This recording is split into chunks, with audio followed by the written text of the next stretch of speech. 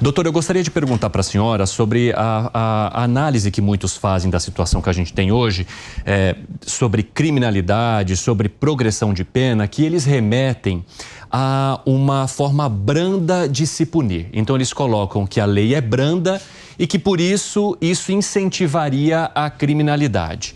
Como que a senhora avalia essa crítica, a forma como as punições são feitas ou como os julgamentos são feitos em casos de crimes aqui no país? Esse é um outro ponto no sistema de justiça que eu, que trabalho no tema há 30 anos, já percebi que também não deu certo. O problema não é a pena. Então, crime de homicídio, por exemplo, um feminicídio, o indivíduo não tem menos que 12 anos de pena a cumprir. O problema e o desafio é como ele cumpre essa pena.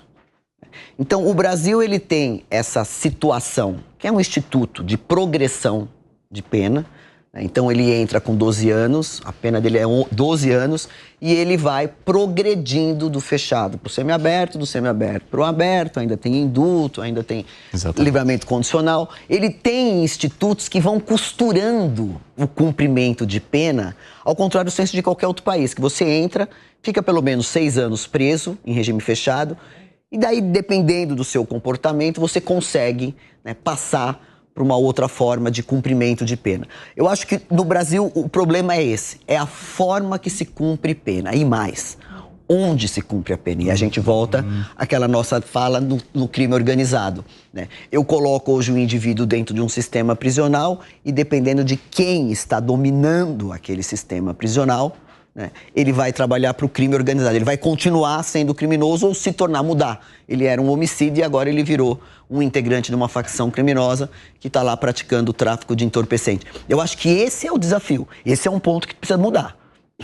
Mudar na lei de execuções. E a gente está caminhando para os 5 minutos finais e eu só gostaria de questionar então nesse sentido sobre esse projeto da saidinha que foi aprovado, que ganhou bastante repercussão e parte da opinião sobre a restrição dessa saidinha volta para a situação dos presídios, ou seja, a situação dos presídios hoje poderia complicar ainda mais a reação dos detentos que passam a não ter mais acesso então a esse benefício, digamos assim.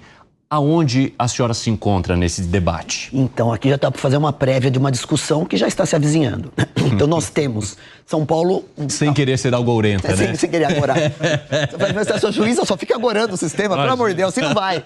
Brincadeira. Mas o que a gente tem hoje é uma legislação e a gente é que vai cumprir. São Paulo tem hoje, na grade, aproximadamente 190 mil presos.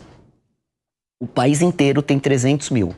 São Paulo colabora com 200 mil aproximadamente, em números redondos. Então veja o tamanho do nosso sistema prisional.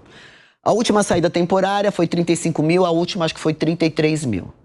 E a discussão é, essa lei eu vou aplicar para todos os que estão presos, que inclusive que já estavam presos antes de entrar em vigor, ou ela só vai valer daqui para frente?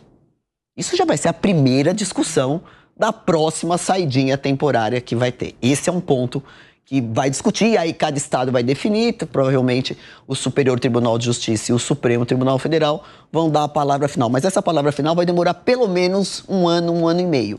Então você já vai viver essa discussão. Então vai ter juiz que vai entender que a lei não se aplica aos que já estavam presos, aí teoricamente os 35 saem da mesma forma, e vai ter juiz que falou, não, fechou, agora não sai mais ninguém. Mas aí aquele que não saiu vai entrar com agravo ou vai entrar com habeas corpus e essa discussão vem para o tribunal. Ou seja, não é a solução. Eu acho o seguinte, eu acompanhei o pacote anticrime desde o começo. E no pacote anticrime, que entrou em vigor em janeiro de 2020, estava escrito que todos os criminosos que respondem por crime hediondo não teria saída temporária. Ali eu teria resolvido o nosso problema. Eu não, a lei teria resolvido o problema.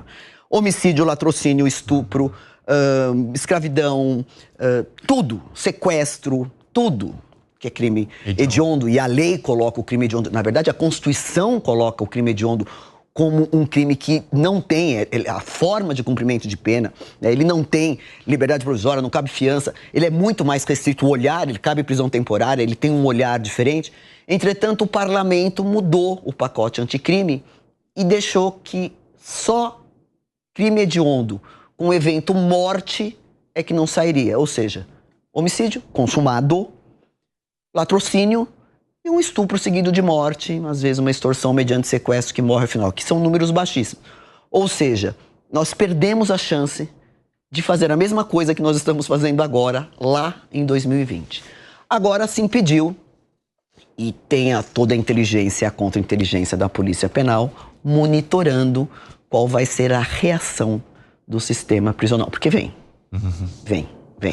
E aí vai dar do jogo de cintura, da lógica de estudar e de ver o que vai acontecer. É mais ou menos isso.